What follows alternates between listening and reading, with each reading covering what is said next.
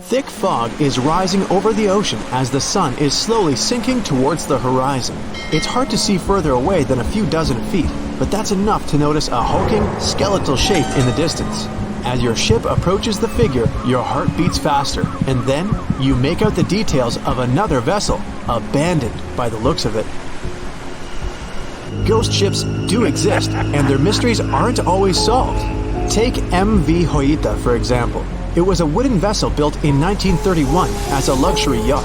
It had served well to various people over 20 years before it was bought by a Samoan sailor and became a merchant ship. In 1955, though, Hoita's service came to an abrupt and mysterious end. On October 3rd, it set sail for another trading voyage that should have taken no more than 48 hours. Delays happen in the sea, so when Hoita didn't arrive on October 5th as scheduled, there was little worry yet. But then it failed to come on the following day too. There was no distress signal or any other sign of Hoita's presence anywhere between its departure and arrival points. A search and rescue party was dispatched to find the ship, and for 6 days, they were scouting the area of nearly 100,000 square miles. On October 12th, the mission returned to the base empty-handed. Hoita vanished without a trace. It was only a month later that another merchant ship, Tuvalu, noticed the missing vessel far away from its route, drifting in the open sea and listing heavily. The sailors boarded the ship and found that all of its crew and passengers, 25 people total, were missing, along with all the cargo the vessel had been carrying. The radio was tuned to the International Distress Channel, meaning that the crew had been trying to ask for help, but they couldn't reach anyone because the radio cable had been damaged, limiting the range to 2 miles. The lifeboats were missing as well, indicating that people on board must have left the ship. Unfortunately, they seem to have taken the logbook with them, leaving the rescue team clueless as to what had happened. Even today, the mystery of MV Hoita hasn't been solved yet. No one knows where the crew and passengers had gone and what had caused them to leave. SV Carol A. Deering wasn't a ghost ship in the usual sense of the word. There are no sightings of it in the open sea. Instead, it was found on the shore, but the circumstances of it running aground are a puzzle shrouded in mystery. Carol A. Deering was built in 1919 in Maine, and it was a large vessel made for commercial voyages. Unfortunately, despite its large cost of construction, it had only served for a year before its last trip. July 19, 1920. The ship was traveling from Puerto Rico to Rio de Janeiro via Newport News to deliver a cargo of coal. It was almost halfway to the final destination when the captain fell seriously ill, and the crew turned back to drop him and his son off and replace the captain. The voyage went without incident, but when it came to Barbados in December to resupply, there were strange moods among the crew. The first mate didn't seem to be happy with the new captain. No one paid much attention to it back then, when they probably should have. The last sighting of Carol A. Deering at sea was on January 28, 1921, when a lightship noticed it off the coast of North Carolina. There was some commotion on the quarterdeck of the ship, where the crew were normally not allowed. Then, another vessel sighted it, but there was already no one on the decks. On January 31st, the merchant ship was found hard aground in the Diamond Shoals, a site notorious for numerous shipwrecks that had been occupying there for centuries. When the search and rescue party boarded the ship, they found it abandoned, the log and personal belongings of the crew gone, along with the 2 lifeboats. There is still no answer to what happened on board of Carol A. Deering that January, although the most popular version was mutiny. Maybe we'll never find out the truth though. SS Bechimo is perhaps one of the most notable ghost ships in history. This large cargo steamer was built in 1914 in Sweden and plodded its way dutifully over 16 years, trading provisions for pelts with native tribes of Alaska and Canada. But then, on October 1st, 1931, Bechimo got caught in pack ice. At first, it seemed the crew would be able to wait it out and continue on their route because the ship broke free in a couple of days. But in less than a week, it became caught again, this time for good. In another week, a rescue party was sent to fetch 22 of the Bechismo's crew, while another 15 remained behind to wait through the winter if necessary and get the ship back. But a month later, after a powerful blizzard struck their camp, the sailors went out of their shelters only to find the ship gone. Luckily, a few days later, a native hunter told the Bechismo hadn't been lost yet. He'd seen it about 45 miles from where they had been stationed. They managed to track it down, but decided the ship wouldn't survive the winter. So they took the most valuable cargo from its hold and abandoned it. They were wrong though. SS Bechismo did survive that winter, and many more that followed. When the ice broke, it sailed away on its own, drifting listlessly along the shores of Canada and Alaska. There were numerous sightings of the ghost ship, sometimes adrift in the open sea, and at other times stuck in the pack ice again. People attempted to board and salvage it, but weather conditions or lack of equipment always prevented them. SS Bechismo was last sighted by native Alaskans in 1969, 38 years after its abandonment. What became of it later remains unknown. The story of SS Orang Medan is one of the most puzzling and harrowing ghost ship stories of the 20th century. No one even knows for sure if the ship even existed in the first place. It wasn't recorded in Lloyd's Shipping, the International Register of Ships, which makes it either a tall tale or a vessel that avoided being officially recognized for some shady reasons. In any case, the accounts as to what happened to the Medan vary. According to most reports, it was carrying some unknown cargo in the Indonesian waters when a distress call was received by another ship in the vicinity. The officer on duty heard an SOS message, but its contents are different depending on the accounts. The message did not repeat, and the crew of Medan didn't answer to any attempts to contact it back. The ship that received the distress call hurried to the rescue, but they only reached the vessel the following day, when it was already drifting and slightly listing. When the rescuers boarded the ship, they found that none of the crew had survived. However, one lifeboat was missing, which implied that there was at least one crew member who managed to escape. What happened to the rest of the people on board remains a mystery to this day. Still, there are no hard facts about this story, so we might never find out whether SS Orang Medan was actually a ship and not a thing of fiction. SV Zabrina was a three-mast sailing barge built in 1873 for river trade ships in South America. She served for well over 4 decades, proving to be a sturdy and reliable ship. It was later transferred to Europe, where it continued serving its purpose well. But then, in October 1917, Zabrina set sail on a regular voyage only to be found ashore several days later. Mysteriously, although the ship was perfectly intact, the entire crew of 5 and the captain were gone. There is no direct evidence or hard facts as to what really happened that day. The most convincing theory is that the crew were washed away from the deck because of an underwater explosion. And then the ship sailed ahead without them. But the truth, as always, remains unknown. The ship's mast groans under the weight of the open sails. A light wind moves the boat towards new horizons, new hope, and the new world. When Columbus discovered America, the world changed forever. At the end of the 15th century, European colonization of unknown inviting land, storing precious treasures, unexplored secrets, and great danger began. Some of you know how difficult it is to build a camp for several people on an expedition. You spend a lot of time setting up tents, making bonfires, gathering firewood, and cooking. Now imagine how difficult it is to create a large colony and build a city. And what about the country? You have no connection to the continent, the internet, or modern technology. You obtain food supplies and building materials on the island through hard work or wait for several months until a large ship reaches you. And there's no guarantee that it will come. It can get caught in a storm, go off course, or disappear mysteriously. Europeans were living in such conditions for centuries when they were colonizing the New World and building the United States of America. In addition to the obvious risks and dangers, they faced something sinister and unknown. For example, there were cases when entire colonies disappeared without a trace. and no one knew what happened to them. Perhaps they awakened something evil and inexplicable, or got lost in the forests of early America, or something much worse. One such case occurred with the Roanoke colony at the end of the 16th century.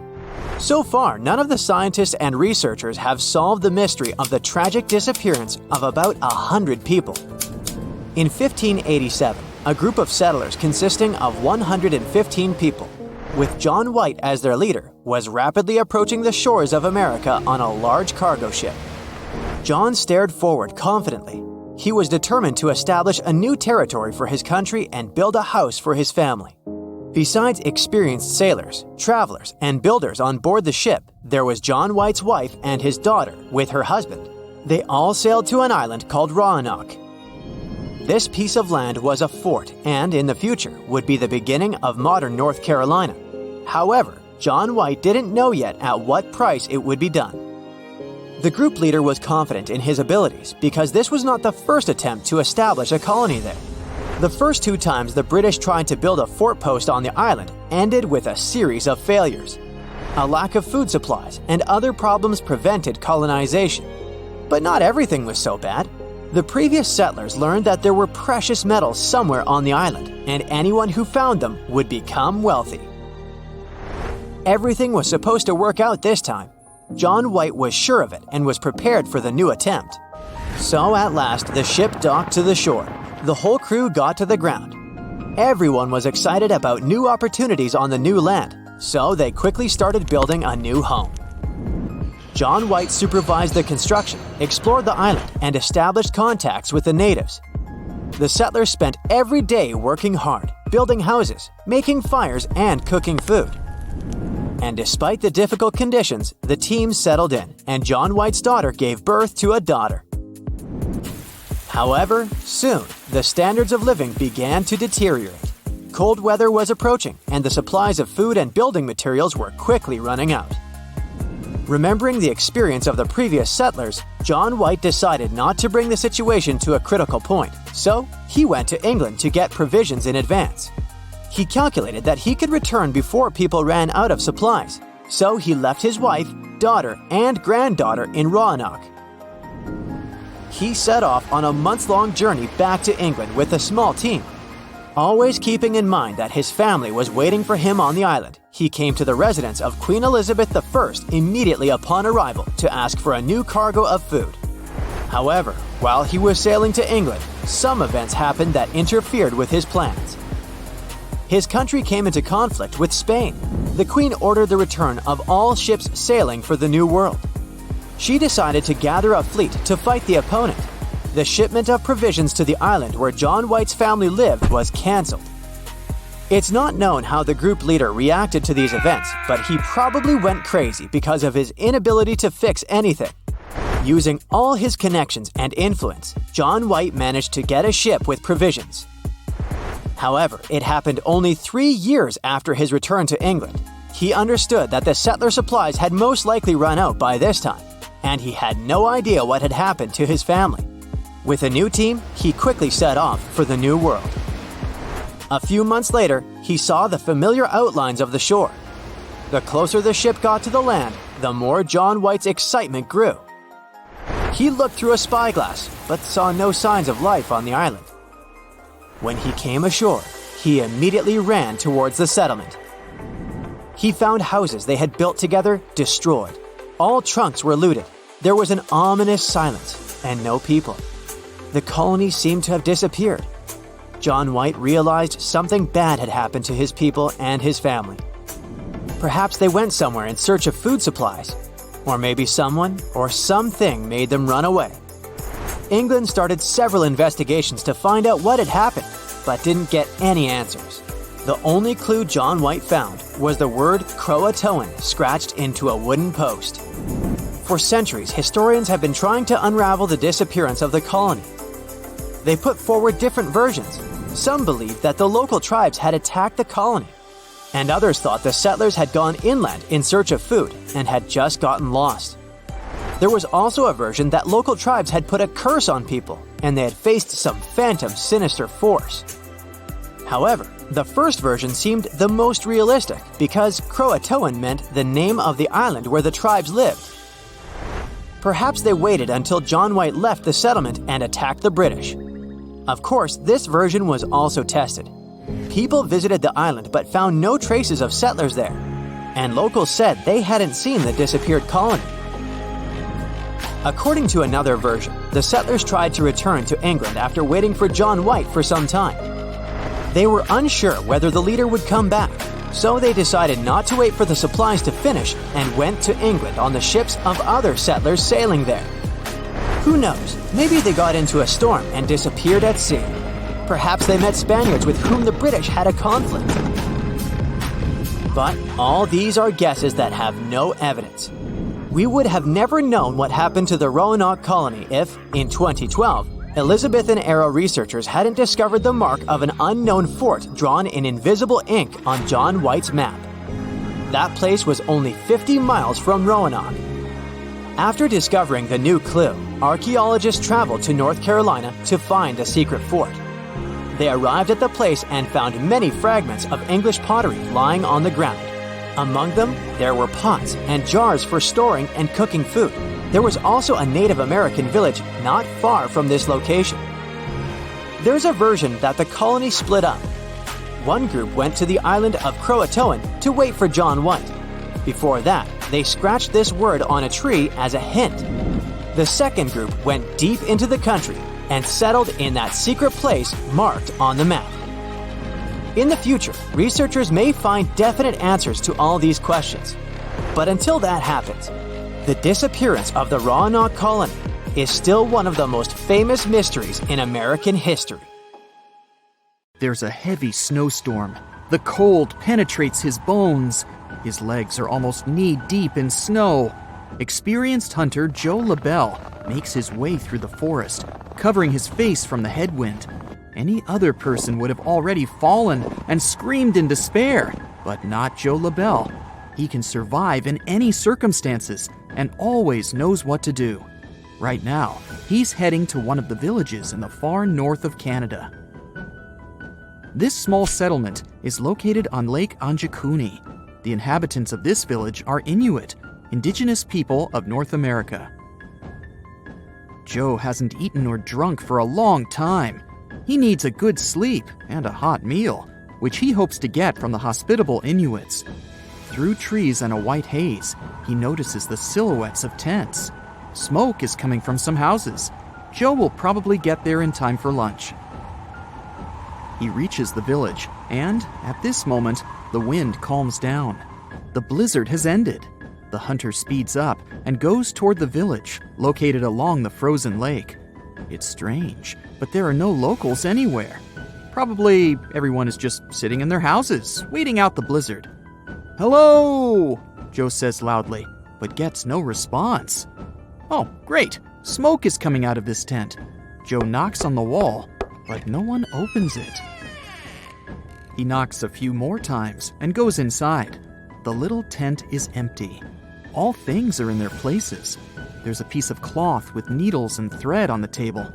Firewood is smoldering in the fireplace. It seems that people have just left this place. Joe goes into the next tent and sees the same picture. All things are in their places, but there are no people. Joe walks past the tents and sees a pit where a bonfire once burned. There's a rope above it with the meat that the Inuit were cooking hanging on it. For some reason, they didn't eat it. Lake Anjikuni is part of a chain of waterways. Here, the Inuits fished and traded various goods. Usually, there are many people here, but now something has forced them to leave their homes. Why did they leave their things behind? And where did they go? There are no tracks around the village. All the sleds are in place. The Inuits have even left their dogs here, and dogs help them to hunt and ride sleighs.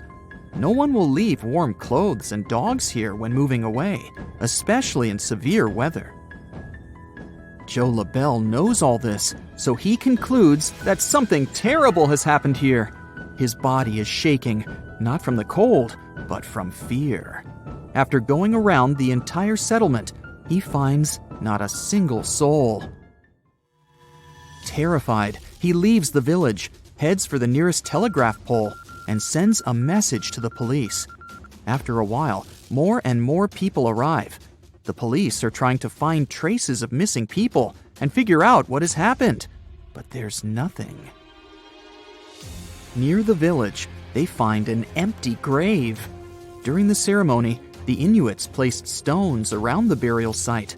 The rocks around the open pit lie untouched, which means it wasn't an animal that dug it up, but who or what needed it.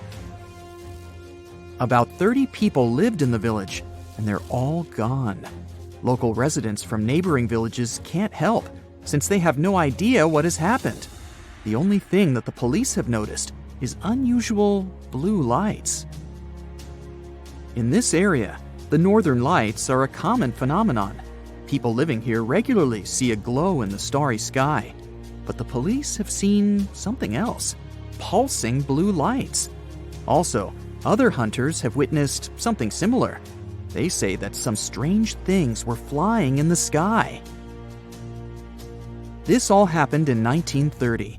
It's been almost 90 years since the disappearance of the village, and people have created a bunch of theories. The most popular of them is an attack of an extraterrestrial civilization. According to this theory, the blue lights in the sky that the locals and the police saw were spaceships. Some believe that one ominous night, these ships flew to the settlement and took away all the people. In addition to these sci-fi versions, there were also more realistic ones. Internet users have found out that Joe LaBelle didn't have a hunting license. Maybe he wasn't a professional and made it all up. But at that time, many hunters didn't have a license, so Joe's words may be true. But if we try to find out where all this information came from, we'll see that the primary sources were books and some newspaper articles from the 30s. But none of them can confirm that the mysterious story of Lake Anjikuni is true. Perhaps this entire story was made up. Now let's leave the snows of Canada and head for the hot plains of India. In this big country, there's one sinister village where people also disappeared without a trace. This happened in the first half of the 19th century. Still, locals avoid this place even now because they believe that invisible evil forces live there. Let's check and find out what happened to the village of Kuldara. It's located in the district of Rajasthan. To get there, you can use a taxi to get to the nearest village or city. The village is located far from other settlements. It looks deserted. There are only ruins. It looks like archaeologists have recently dug this place out of the ground and left it here. But this is not an ancient city. The village was abandoned more than 200 years ago. But up to that point, this place had been thriving. Kuldara was a large village. Local people were mostly farmers. They sold their agricultural products. And then, one night, everything changed. People abandoned their homes and stuff and ran away from there. No one knows why they did it, and no one knows where they went.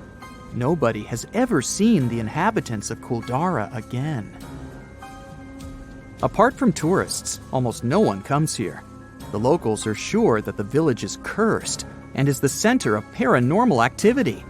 If you ask residents of other nearby towns or read the information on the internet, you'll learn a couple of legends about this place. One popular version says that people left this village because of a lack of water.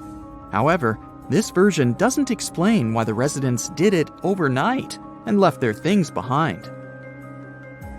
According to another version, the villagers ran away to save the daughter of the Kuldara chief. One local ruler fell in love with her and wanted to marry her.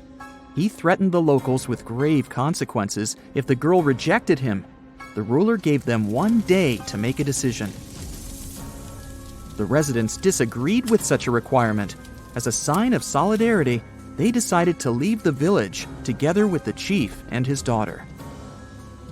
But if this is true, why did no one else see these people? They must have escaped to another settlement. In addition, They needed their things on the way there. The stories of Kuldara and Lake Anjikuni have one thing in common. People left a comfortable and safe place for an unknown reason. A similar story happened in Ireland with a small village on the island of Achill. About 40 simple houses made of stone and straw were located along the valley of Keem Bay. The village was mentioned in documents dated back to the 1830s as a group of small buildings. But today, there's practically nothing left of it, except pieces of walls and small mounds of ground. People from other settlements don't remember this village, but we know about it thanks to the records of travel writers. They describe the incredible beauty of this place and the village in their diaries. Students of the local archaeological school tried to find the answers. They started excavations and discovered that the villagers could have left the village because of hunger or